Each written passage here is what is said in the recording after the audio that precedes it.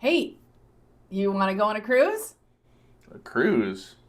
I thought you didn't like cruises. Well, I've never been on a cruise, and this is a cruise in space. What do you mean space? They offer space cruises now? Well, they do if you sign up with Galactic Cruise. Oh, you mean the board game? You want to play the game? Yes. I Ah, don't. We don't okay. have. We don't have the funds to take an actual cruise in space. Well, better. Hey, audience! You want to help fund us our cruise in space? How about we just keep it simple and let you know what our first impressions are of Galactic Cruise on today's board games and coffee.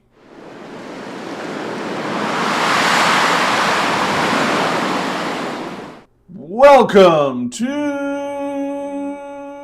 Wisco Dice. Hey, you folks! I am your host, the Conesy with Most, and I'm joined today by. Hey, I'm Suzanne. And we're going to talk about Galactic Cruise, a hot new game from Kinson Games. Yes. Yeah. Yep. It's been on my top of most anticipated list for a while now, and we finally got our copy of it. Yeah. Yeah, there's a story to be told there. But before we get into those stories, why don't we have folks do something first?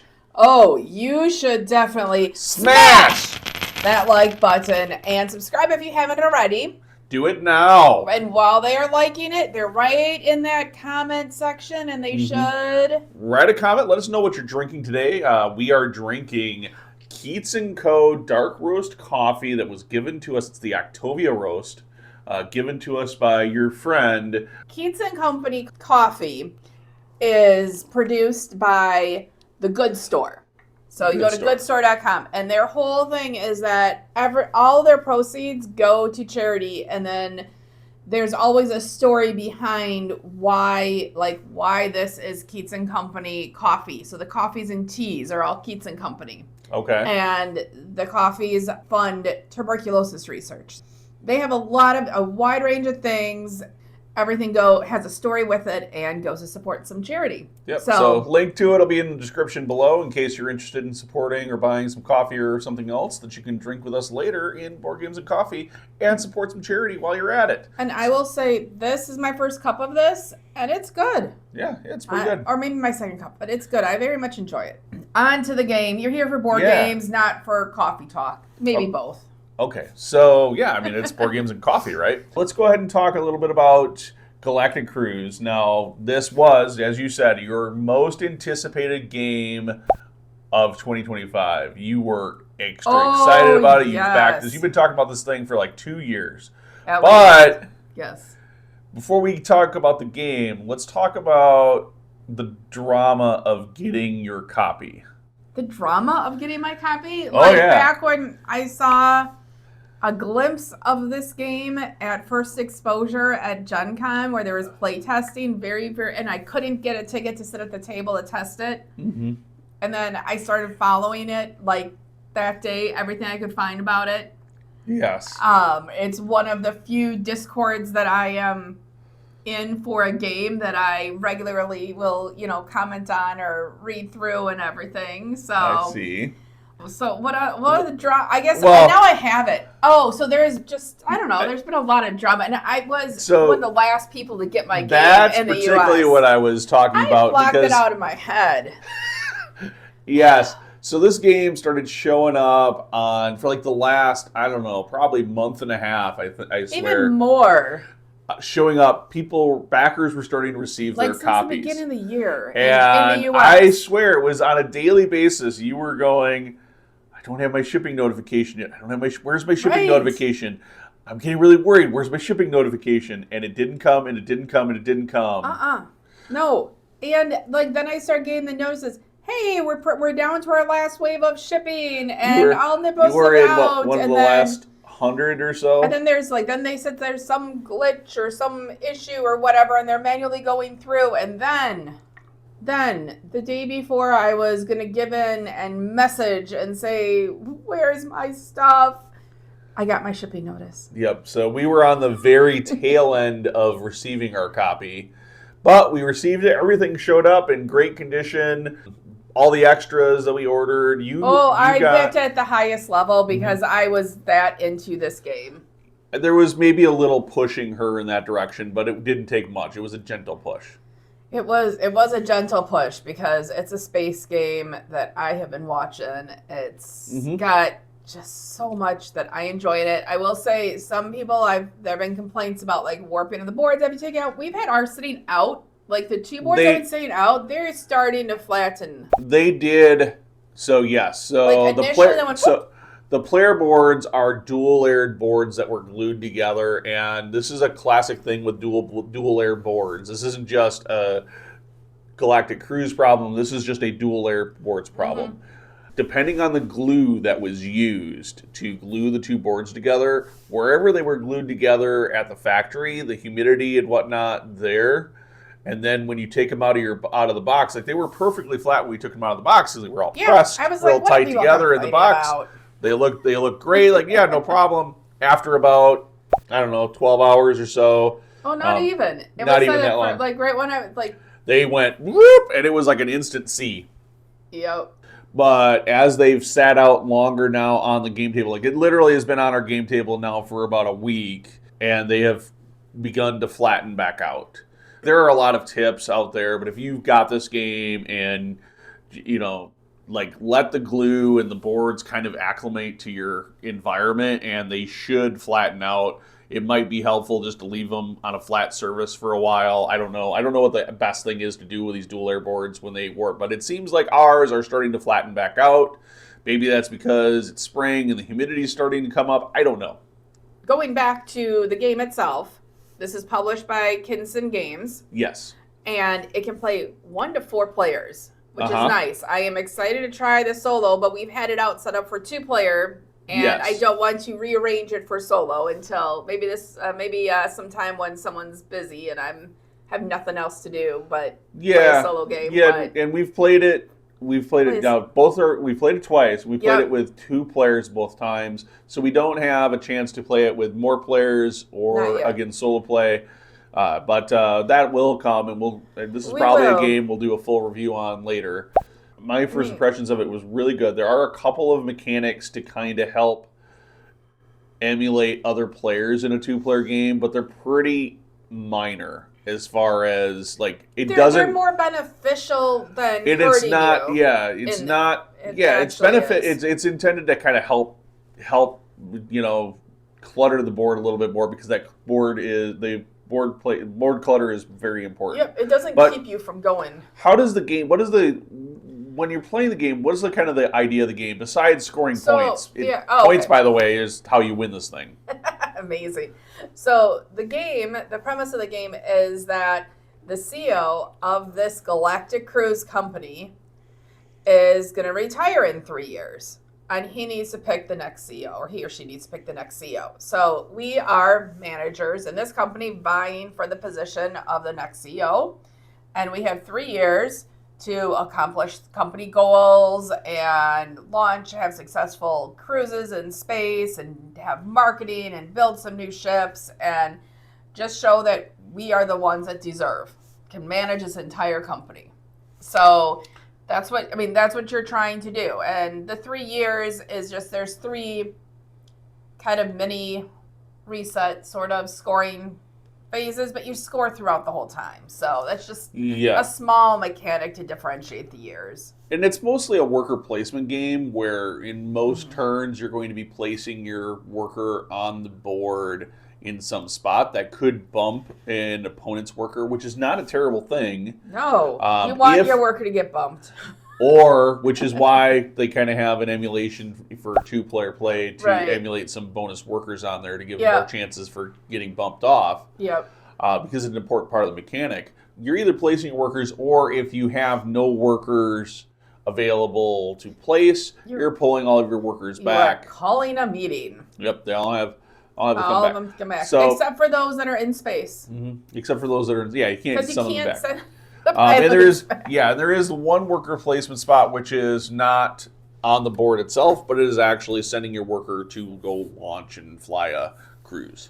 Right. So, and then when they are flying the cruise, then you have your actions, your turn is broken into a couple parts where then you are go in on that cruise and you're moving it to the next destination, which usually just gets your points and stuff and other resources. And then you're taking your action that Conesy just described there. So and overall, I think the kind of the game timer, you said it's kind of these 3 years, but it really, the biggest thing that's pressing that game timer is how rapidly players are launching cruises. So at the start of the game, you're not launching cruises, because while this is set up with the premise that this is an existing company, whatever you're starting with is like nothing. Like, you have a ship that has no cruise modules on it and 2 boring workers. That's like it. That's all you have, and a little bit of funding. And you're like, go forth and prosper. So it feels more like you're building a company than from the ground up than you are like taking over a company midway to that's existing to do this. From a gameplay perspective, from a feel perspective, from the building of the ship perspective, because there is still, when you schedule a cruise, you can schedule a cruise and not do any advertising, because the advertising has been so good that you can just get last minute sales for people to come in there. True, but there has to be in order for the ship to launch, you have to have you have to because you're designing a new one. You're trying to expand the company. So, but you don't have any existing anything. It doesn't feel like you're coming into an existing company, is what I'm saying. No. There's nothing on the board that makes me feel like it's an existing company. You're starting out from scratch. But you have the neutral development tile. So there always starts out with these 3 gray developments that are existing developments that your company has, whether it's an extensive PR marketing firm or research and development that you can utilize. And you also start with one of your own developments out there to lower the cost of some things. So I guess maybe that's something I kind of disagree with on you on it, that I don't know, it just like everything, like it all feels like it's starting, like you're starting from scratch. But you got to show that you can design and build a fun shuttle. I mean, it's fair. That's fair. Beyond that, that's like one of my little critiques of it. I have been pleasantly surprised, though, at how much I enjoy the gameplay. It is really good, really pretty tight gameplay. The early game, it feels like it's going to be forever until you're able to launch that first ship. And then once you're able to launch that first ship, and you get, there's somewhere in there around like that second launch or so, and all of a sudden the game starts rapidly, I think,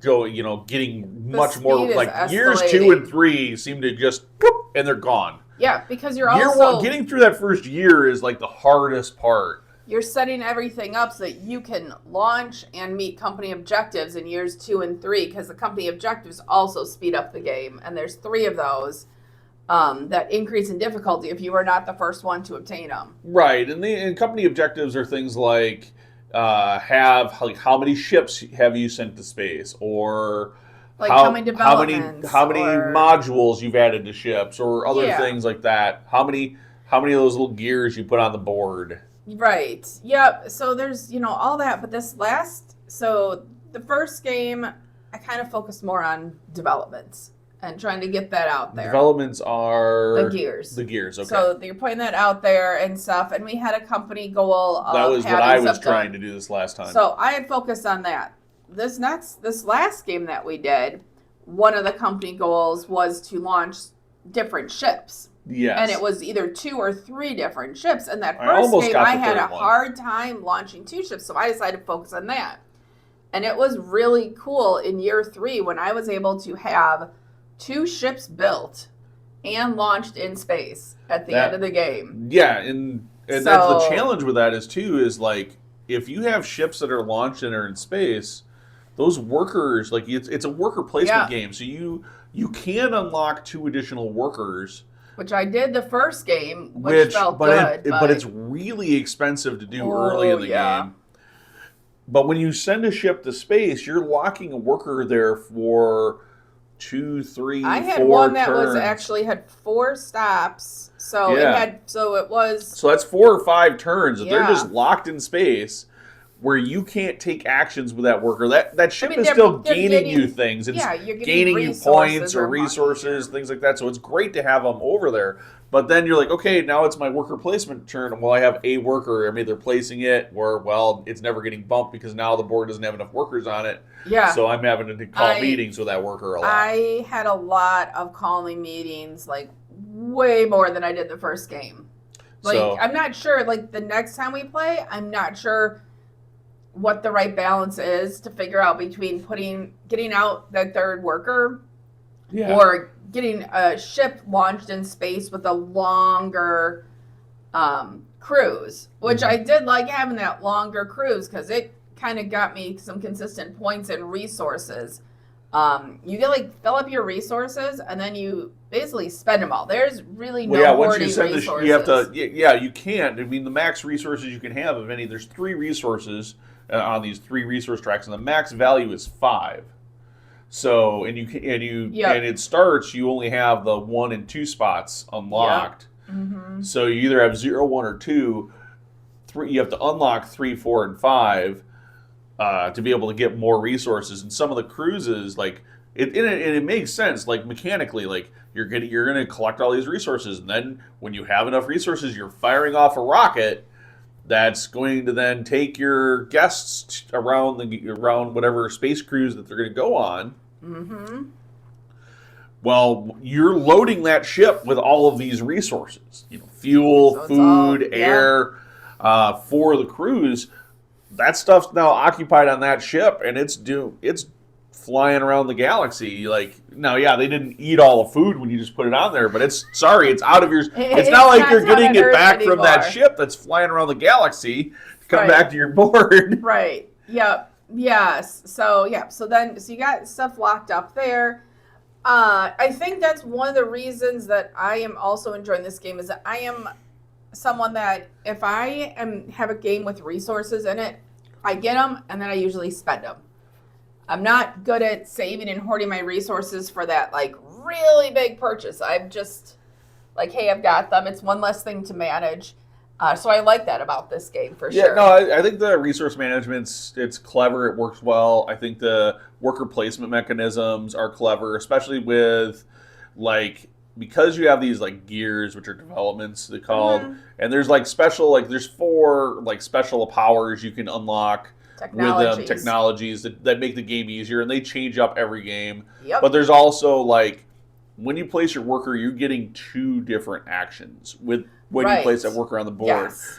Now that each location on the board has 2 actions, but you might not want, and they change up every time. Yep, you shuffle them up. So it's different combinations of the actions. Yeah, same actions, different combinations. Actions, So, but the challenge is you might only want to take one of the actions that are at the spot where you placed your worker. So if you have these development tokens on the board, you can take an action that's adjacent to where your development is. That's the development basically connects. Or you can pay someone else to use their expertise. Or if somebody else has one, you can pay them. Now that can be really quite expensive at the beginning of the game, and money is kind of hard to come by. You're constantly getting money, and it's not impossible to get 4, 5, 10, 4, 5 money on a given turn, but you're going to spend that money literally the next turn. It's just it comes in and it goes out as quickly. So going, oh, hey, I got to spend 2 money or 3 money to take an action that somebody else, to be able to use somebody else's development to take that action that I really need is a really challenging decision that you have to make. Yeah, it definitely is. But one nice thing is there is a reputation track. And as you move up that reputation track, that cost, you are getting more well-known and a better reputation in the company. It costs you less to piggyback on other people's ideas and developments, their technology, which is nice. It makes it about mid-late game that starts to really come into play. Yeah. It certainly came into play in this last game because we both had a ton of reputation. But reputation can also be used to give you, maybe specific resources or money or advertising or whatever. You can spend your reputation to basically call in favors from other places Right. in the company. Yep, which I did quite a bit the first game, which ended up kicking me in the butt because I got just I went a little too far. And my last turn, I surged up the reputation So I think I had track. like 3 points reputation to his 15. But that's all right. I still won. Did you win the first game? I thought I won the first game. Probably did. I don't remember. You probably actually you won probably the last did game for that one. But yeah, the last game we were like neck and we neck. kind of on flip flopped a little bit everything of strategies though. Yeah, which was good, which is something I liked, like to try different things. And there's one component we haven't really talked about is that they have, when we talk about resources that can be kind of limited, mechanism to mitigate some of that is the agenda cards. So you have agenda cards that you can receive and then you can also spend them. They're either in a scenario, like a situational benefit that you have, like, hey, when you do this or someone does X, then you receive this one time. Somebody bumps your worker, you can use this agenda card to get 3 incomes instead of 1. Right. Yep. Or they all have a little supply icon on them that you can use as that supply, whether it's food, oxygen. So that is one way you could hoard a few resources if you needed to, is through those agenda cards. Yep. I did that a lot. Not the first game that we played. That's how I paid for a lot of things. So we played the base game. We did not play the introductory game because when I was setting it up, I missed setting up the introductory game and I just set up like the full game, which it's fine to do. It didn't seem to hurt us that, like, if you, unless... if you're a gamer, I don't think you need to necessarily play the introductory game. We have both of the expansions that are currently out, I think it's the...